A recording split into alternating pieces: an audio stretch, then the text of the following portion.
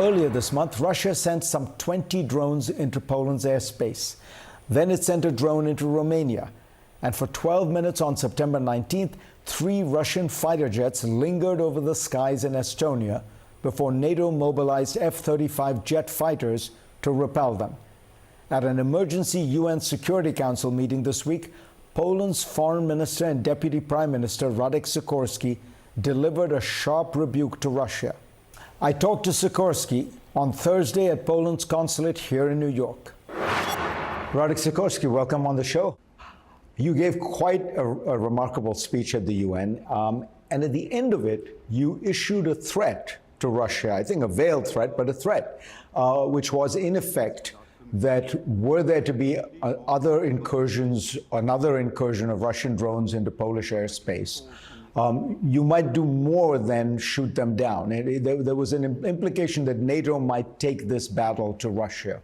No, that wasn't the implication. But yes, we see Russian actions as a part of the spectrum of their hybrid war, which includes information warfare, arsons, assassinations, sending parcels with incendiary devices, pushing migrants across the Belarusian-Polish border, and now these drones deliberately sent into Poland. And of course, we have the right to defend our airspace, the security of our citizens and their property.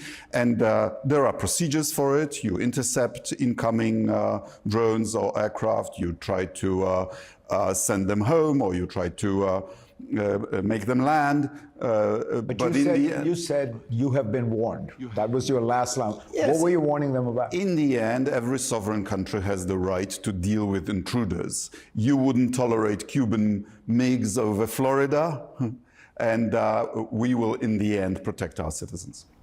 Do you believe that this is part of a Russian strategy of probing to see whether NATO is actually going to respond if it were to do things in NATO territory? Yes, we do.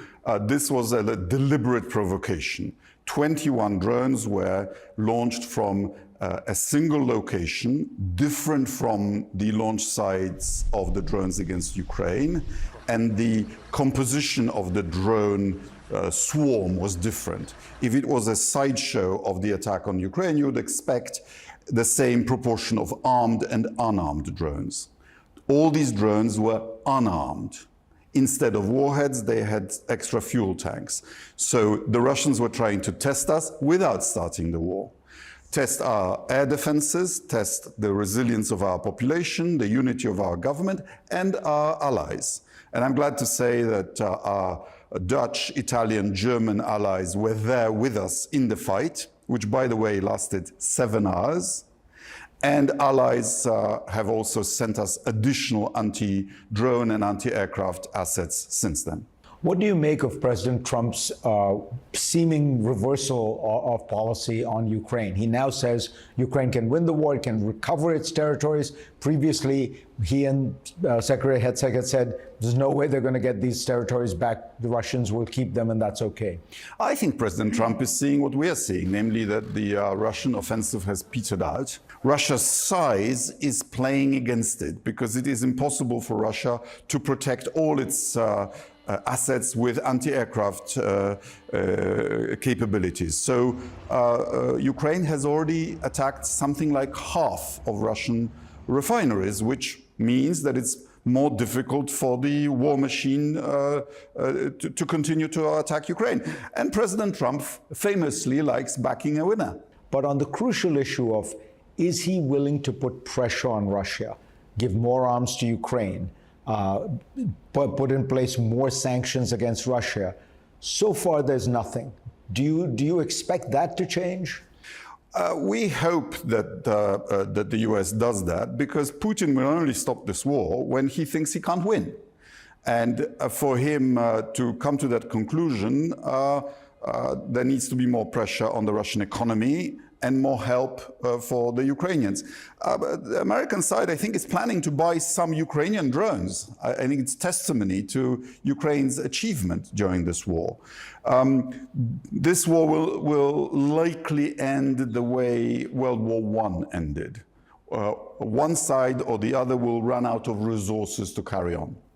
So you are looking at this war and you think that Ukraine can hold out, that Russia is weaker than perhaps many of us have thought. And so the tide is turning in Ukraine's favor? Putin started this war on hyper-optimistic assumptions. He thought that he was going to have a coup in Kiev, that it would take 3 days, that Ukrainians will welcome him with open arms because they are just misguided Russians.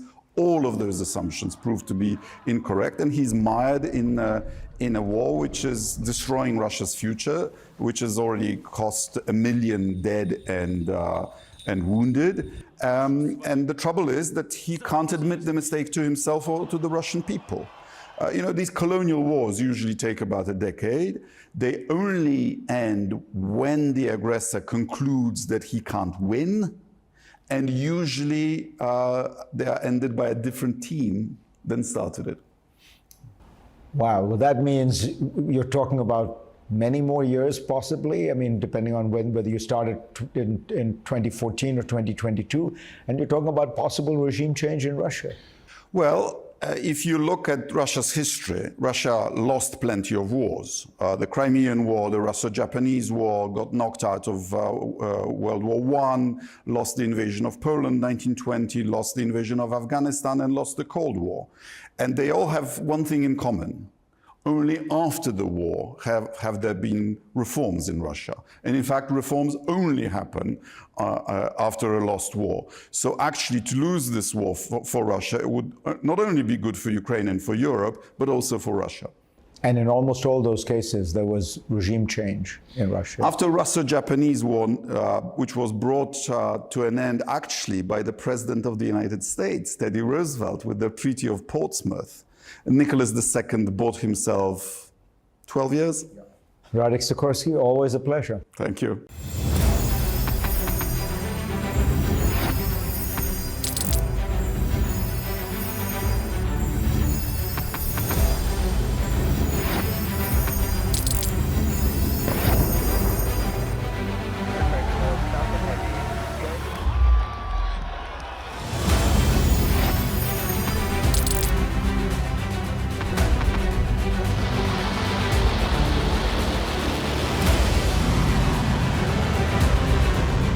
Fighting so long and so hard that they don't know what the they're doing.